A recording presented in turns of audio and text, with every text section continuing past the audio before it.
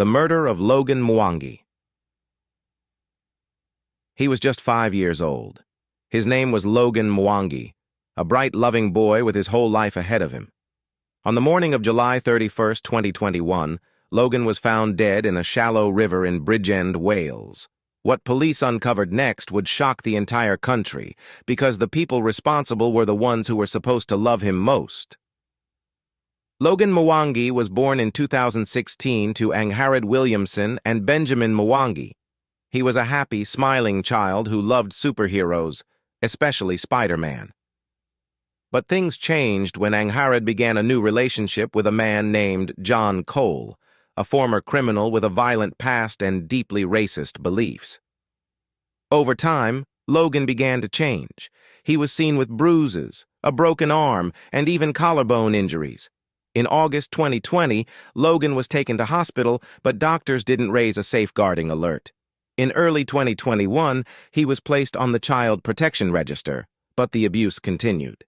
He was isolated in his own home, locked behind a baby gate, separated from the rest of the family, including John Cole's 13-year-old son, Craig Mulligan, a boy with a violent history of his own. On July 29, 2021, Logan was brutally assaulted.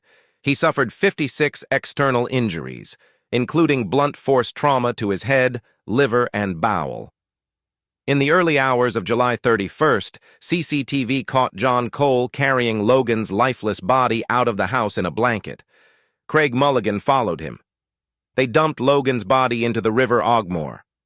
Hours later, his mother called 9999 and pretended to panic, as if Logan had vanished overnight.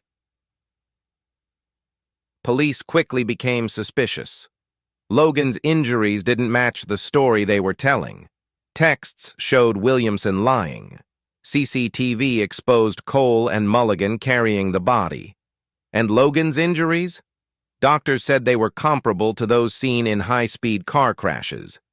In April 2022, all three, Angharad Williamson, John Cole, and Craig Mulligan, were found guilty of murder. Cole was sentenced to at least 29 years, Williamson 28, and Mulligan, just 14 years old at the time, was sentenced to a minimum of 15 years in a young offenders. What's worse, this tragedy was avoidable. Logan had injuries. He was known to social services. There were clear warning signs, but due to a lack of communication between agencies and a system that failed to act, no one stepped in before it was too late. In late 2022, a formal review called out these failures and warned that without real change, it could happen again. Logan Mwangi should have been safe. He should have been protected.